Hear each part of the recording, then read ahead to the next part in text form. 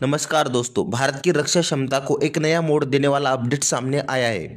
Hindustan aeronautics limited यानी HAL को आखिरकार जीई एरोस्पेस से तीसरा F404 इन-20 इंजन मिल चुका है और यही नहीं, चौथा इंजन भी सितंबर के अंत तक भारत पहुंचने वाला है। यह डिलीवरी सिर्फ एक सामान्य खबर नहीं है, बल्कि तेजस MK1 प्रोग्राम के लिए टर्निंग पॉइंट मानी जा रही है।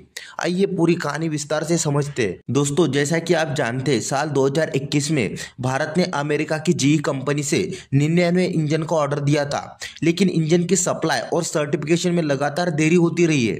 अभी तक एचएएल के पास कुल 9 तेजस MK1 लड़ाकू विमान स्ट्रक्चरल रूप से तैयार है। इनमें से 3 फाइटर पहले से इंजन लगाकर टेस्टिंग फेज में, बाकी 6 एयरक्राफ्ट इंजन का इंतजार कर रहे हैं। एचएएल ने घोषणा की है कि अगर सब कुछ सही रहा तो अक्टूबर 2025 में पहले 2 तेजस MK1 भारतीय वायुसेना को सौंप दिए जाएंगे। आप सोच रहे होंगे, आखिर ये इंजन और डिलीवरी इतनी महत्वपूर्ण क्यों है?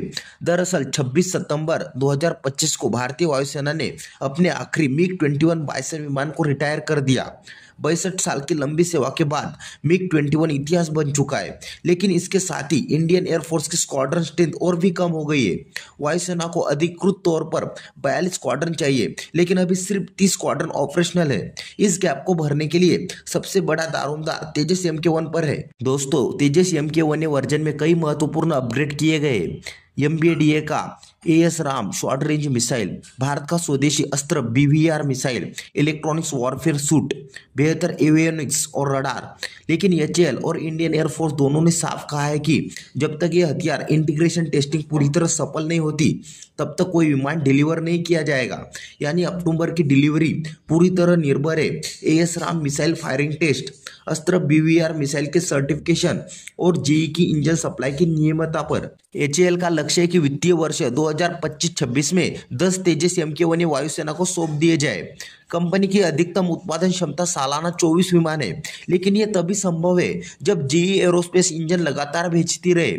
2026 में जीई के और 20 इंजन आने की उम्मीद है, जिससे उत्पादन स्थिर रह सकता है। दोस्तों, रक्षा मंत्रालय की एनपावर्ड कमेटी ने इस साल साफ कहा है कि इंडियन एयरफोर्स को कम से कम 40 नए फाइटर जेट हर साल चाहिए, तभी स्क्वाड्रन स्ट्रेंथ को बैलेंस किया जा सकता है। लेकिन फिलहाल एचएएल की क्षमता सिर्फ 24 विमानों तक सीमित है, यानी आने वाले सालों में इस गैप को भरना आसान नहीं होगा। अगस्त 2025 में सरकार ने 67,000 करोड़ के नए कॉन्ट्रैक्ट को मंजूरी दे दी है।